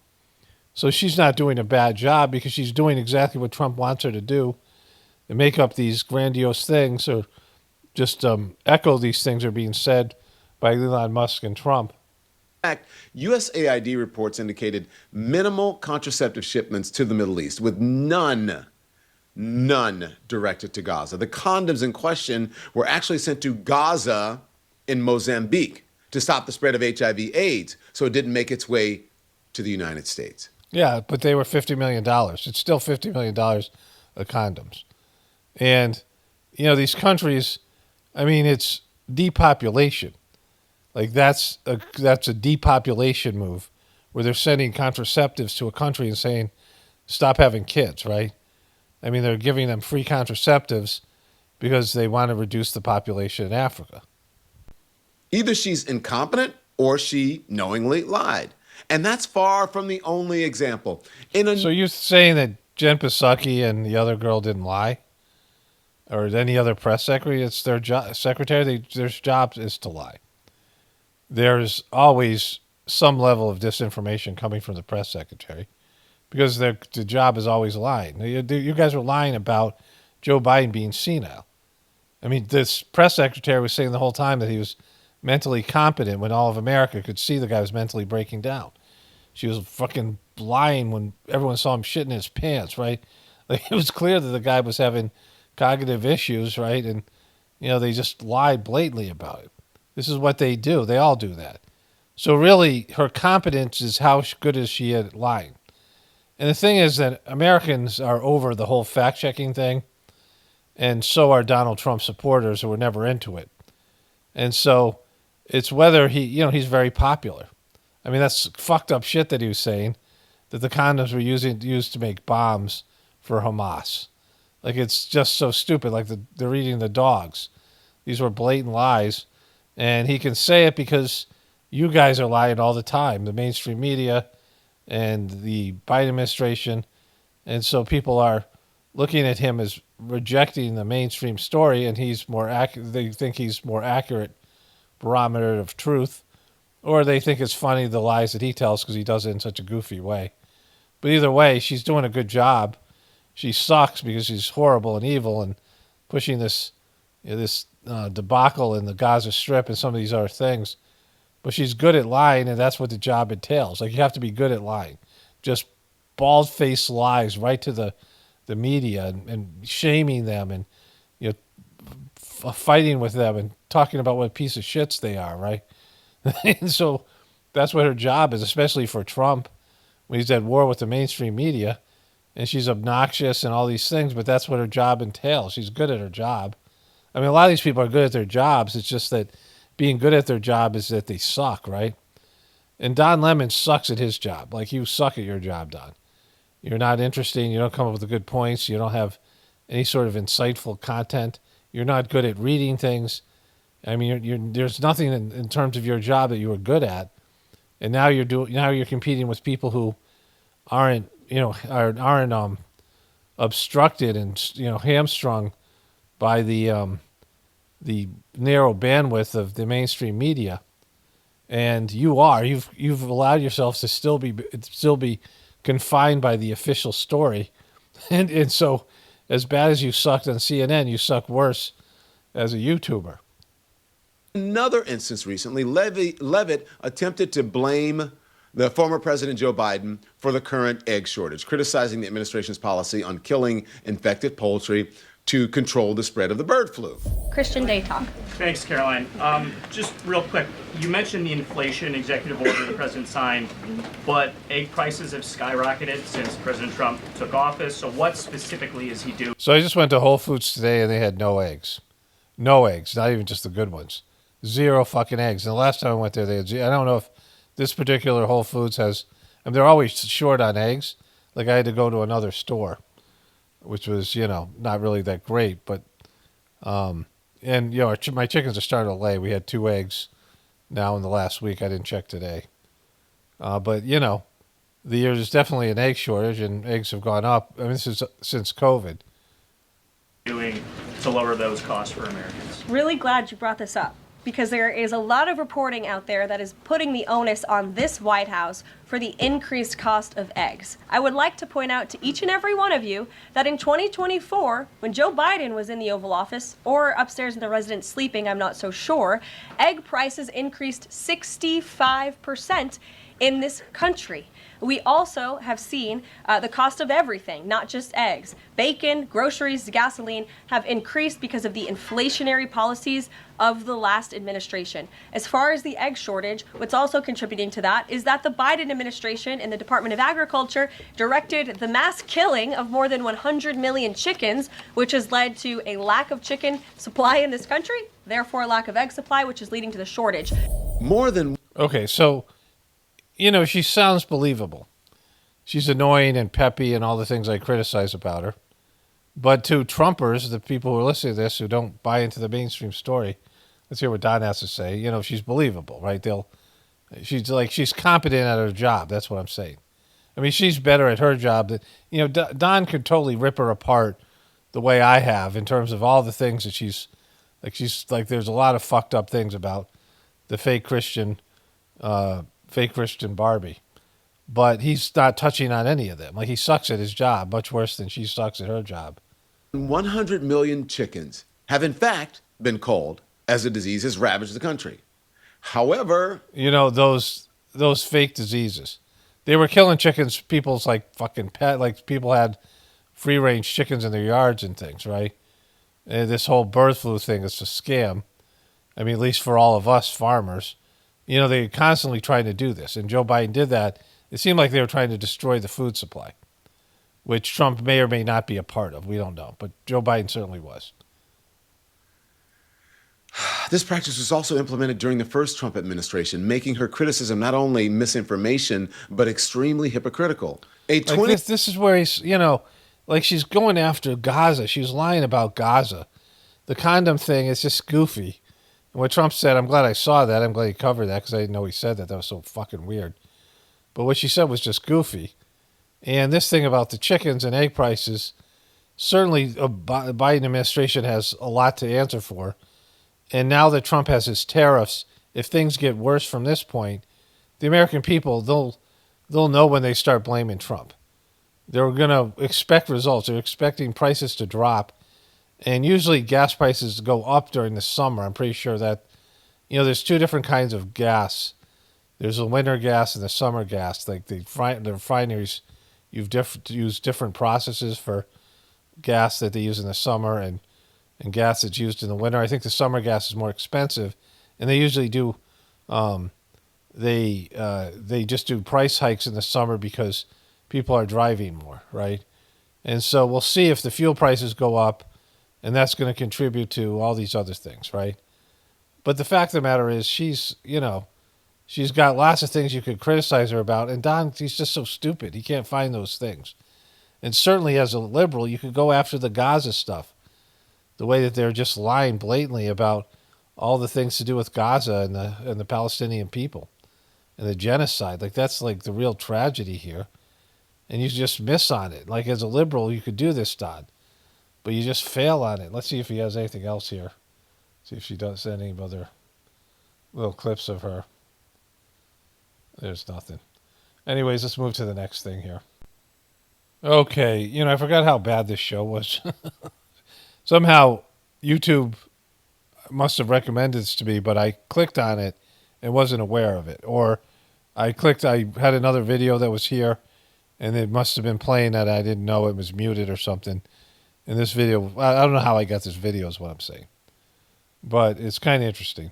So many people are showing up as their dad being 150 years old. They didn't have the exact date, so they went to the default. And that just goes to show you how screwed up the federal government is. That goes to show you why Doge is trying to fix it. It's so screwed up, but the Democrats don't have a response to this. And so James Carville tries to give them a little bit of wisdom. This is what he's saying that they need to do. Watch. Everybody was like downbeat, depressed, and this happened quickly. And I think I'm almost positive it's going to continue to happen. So the question is, how should Democratic politicians respond to this? And what I think they should do is what we call in rural America, play possum. Play possum. He's got some good Southern wisdom. Just let it go. Don't get in the way of it. Or as we like to say, don't just stay. Just let it go. Like, this is why I said just let it happen for all the gender stuff. Like, I was like, just let it happen. Because if you, in fact, push it, right? Like, we should have elected Caitlyn Jenner for president, and the first woman president would have been a biological man. And see how does that taste feminist, right?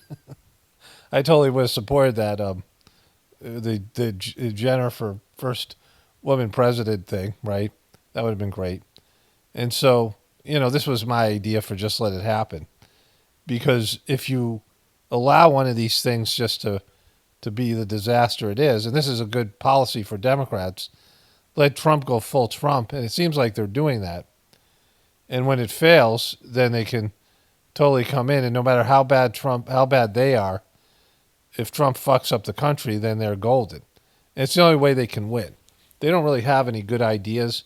They're out of touch with the American people, and you know, they don't have good quality candidates. They don't have interesting people. Their people are all ghoulish and unlikable. Like, I can't think of one candidate that, you know, Bill Clinton was like a superstar, and Barack Obama was a superstar. They had, you know, to their demographics, to their Democratic Party, they had a lot of energy. They haven't had a candidate like that since. They haven't had like a rock star since. Stand there, do nothing. Let this germinate. We don't need to be, we don't need to get in front of it. This freight train is moving. Let's just get out of the way. That's right. He's absolutely totally Seinfeld. right. It's the Seinfeld Totally right. Well, it's totally right. That guy's right. That guy's so right. way. Nothing happens. Yeah. So you just watch and then pick your spots. I think people like. You don't putting- pick your spots. You don't get it. You just let Trump hang himself. Like, this is, all these people are losers and they're corrupt. They don't have creative energy. They're not smart, and the country's fucked anyway. They're not, you need a great person and you need more than a great person. You need a lot of great people, right? When Jesus came down, the people that were around him, the disciples, and these other people at that time, they were all higher developed souls.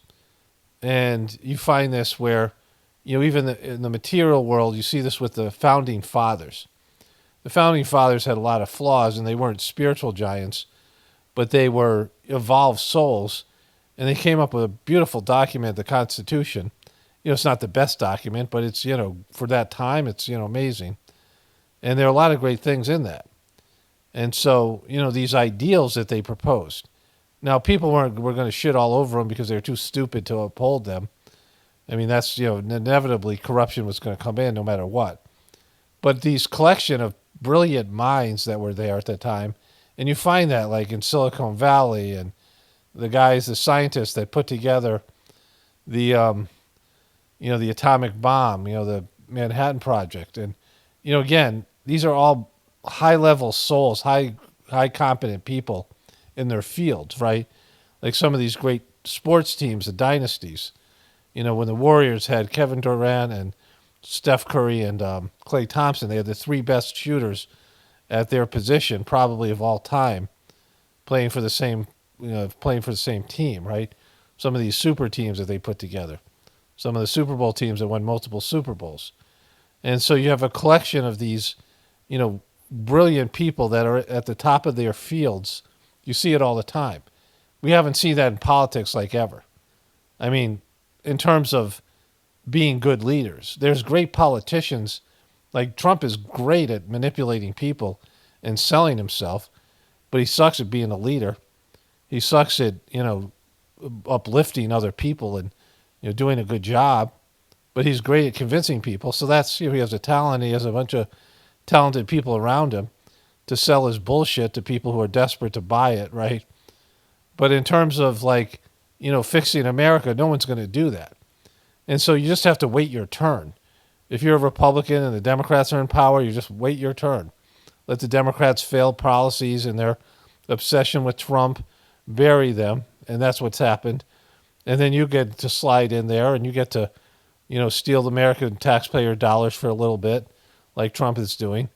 And, the Democrats should just back off and not be obstructionists and let Trump's policies destroy America the way they're going to. And then they swoop back in, right? I mean, it's a my turn, your turn kind of thing. Him on, like they like seeing Charles Barkley and they like seeing John McEnroe because he said sensational things. By the way, John Fetterman called. They said to dress up a little bit. I mean, he could not look worse on camera. I mean, what is he doing? But here's the thing. He's saying don't do anything. Right. He's also the guy that said he guarantees you Kamala Harris would win. Well, so this guy really hasn't been successful since Bill Clinton. No, I will say this. James Carville is still partisan. He's still going to root for his team, but I do think he gives them solid advice sometimes, telling them where to adjust. And I think at this point, he's right. It's like you see all this singing, all this protesting. You're going against the American people right now. They're on Donald Trump's side. His approval rating is going up. All they're doing is attacking Elon Musk, who used to be on his team. You guys are all driving his cars now. Now you hate him. Just play dead. Just lay down. Just take it for a little bit. And if the Trump administration messes up, then do some protesting. Right, and here's the thing. He is a realist. This is so bad, this show. This guy's the worst. This is Ducey's father. Republicans His son is actually better at his job than this guy. This guy's so annoying. Control all the government. They've got the House, the Senate, and the White House. So there's nothing the Democrats can do other than sing about it. So essentially what he's saying, he's saying, give them enough rope. Eventually they'll give us something to run on. But right now. Boom. All right. So that's fucked. So this is where it's come down to, right? They finally, they always listen to me in some way. They're not listening to me because they don't watch my show. But the things that I say here always somehow end up in the mainstream media. I mean, this isn't some unique principle. But when I said just let it happen with the gender stuff, I'm like, why are you guys protesting this, to the truth community? Let this thing, wait till these suburban feminist moms and your denutted liberal husbands bring their daughters to some, they're watching their daughters play sports, and some 6'4" biological dude runs their daughter over and puts her in the fucking hospital. You think they're going to be happy with that? I mean, they might say, oh, we're so liberal and we're so open-minded, but when they see their daughters, I mean, there was this guy, this biological man that was playing handball in like Australia, and he was 6'5", and he was like, this is a big dude, a biological male playing female sports, and he was manhandling these girls. And I said, just let this stuff happen, right? Like I had to delete the videos. It was a whole thing, but I did all these videos on it. I showed, this is what's going to happen. These suburban liberal parents are going to see their girls come home crying and physically beaten by biological males, and they're not going to be happy about it. All these, these groups don't get along, right? Feminist women and liberal and lesbian women are not, psyched about trans women stealing their thunder. Caitlyn Jenner won Woman of the Year. Like they're starting to steal their awards, right? Now they're losing to men. It's not only they're losing to men, but they're also losing to men claiming to be women, right? It's a whole thing. Like it's a whole, just let it happen. What happened, right?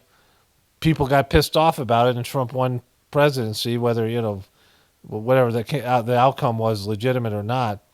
That ad that he ran, people were tired of that shit, right? See, the worst thing you can do is be successful. People hate you when you're successful, and they hate people when they get perceived privileges.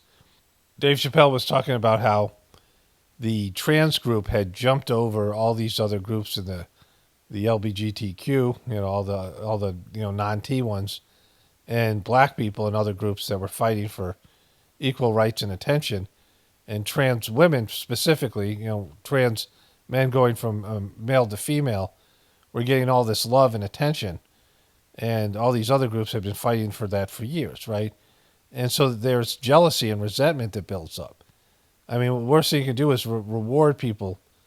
I mean, for them, is to celebrate them. Remember when there was Milli Vanilli? Those two guys who were dancers and they weren't singers. They were lip syncing. And they were moving along pretty well. But the guys who were really doing the singing were getting pissed that these guys were doing all the dancing. They were just doing some dancing and they were frontmen, because the guys who were these old guys who were singing these songs didn't have any sort of appeal for young people. So they brought into these two guys. They both had foreign accents. Like neither one of them could sing in English. One of them could barely speak English, right? They were like German, some other, they were completely not, And so it was going around along okay, but then they won a Grammy. And they're up there accepting a Grammy for lip syncing. And the guys who really sang the song got pissed. And so they came out and said, hey, this is bullshit. We're singers, and they're not. They're frauds. And they blamed Milli Vanilli, right? Milli, talk to Vanilli. And Vanilli, talk to Milli. One of them ended up committing suicide. But they both said it was the Grammy that got him. If they hadn't won that Grammy, they probably would have been, this thing with this Belle Gibson. Like there's some level of success. She was publishing a book and some of these other things, and people got pissed off, right? Like there's just, if you're under the radar and you're doing these things, it's one thing. But you have too much success and people start doing research and want to take you down. They start hating on you, and it's just, especially with all these types of different, controversial type of agendas that are out there. And so, having this success, having Trump go full Trump, and how arrogant and smug they all are, especially the fake Christian truther, fake Christian Barbie, and some of these other people, they're so smug, Elon Musk, that there's a backlash, right?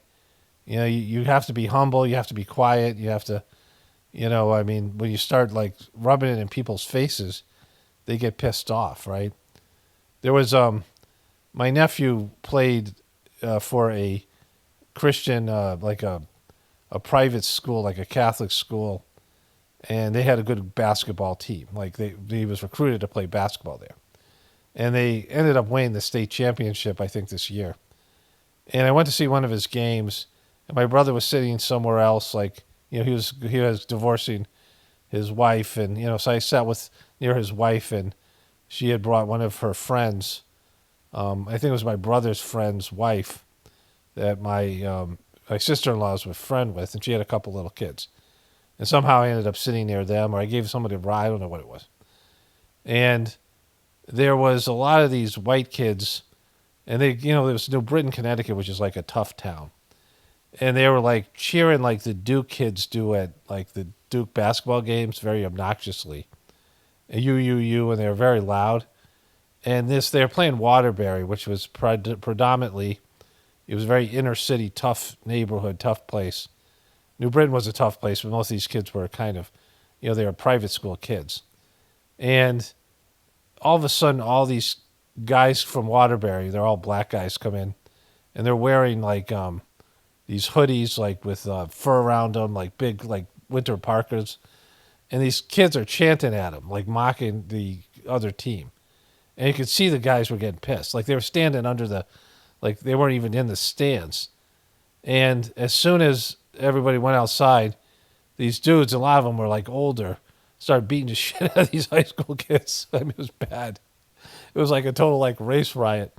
And I was asked to take this woman and her 2 kids to their car, right? And these kids were getting their asses kicked outside, and they were being so obnoxious. I'm like, you know, you guys didn't see this coming? Like, you didn't have any thought that these guys looked a lot tougher than you over there, and you guys were saying these things, you know, and it was like a playoff game, so it was like a big, like kind of a pivotal game. Plus my nephew's team won, so it was like just like salt in the wound. It was brutal, right? But you just like, you know, there's certain levels of talking shit, then you realize, oh my God, everyone hates me. I better shut up, right? And so this is the whole thing about just let it happen. Like at some point, you know, Trump's obnoxious behaviors and his failures and the American people who are already, you know, on the edge and wanting to see results, and when he doesn't deliver those results, they're going to turn on him because that's just the way it works. Okay, so I got a weird, you know, the AI bot recommended a weird comment for me that I was going to get to today, but I'll cover it in my next video because, you know, I went out. It's really freezing today, like fucking really cold. There's 3 more days of really cold weather, and then it'll be, you know, reasonable again, and the snow will melt and all this stuff. But, you know, I'm dealing with this. You know, I had to fill the pond again today. It's just all these things. And this guy came to fix the internet, and I went shopping. It was like a kind of chaotic day, and I did the Tuesday sitting later in the afternoon. I always used to try to do it in the morning. And I've been kind of groggy ever since, like just not with it. Like it's just hard for me to get the words out. So, anyways, you know, it's just like, so everything's so fucked up now. The American Triangle. Only spirituality will save the world, save this world. Paul Romano definitely point for the apocalypse and the ascension. Everyone have a blessed day and be grateful.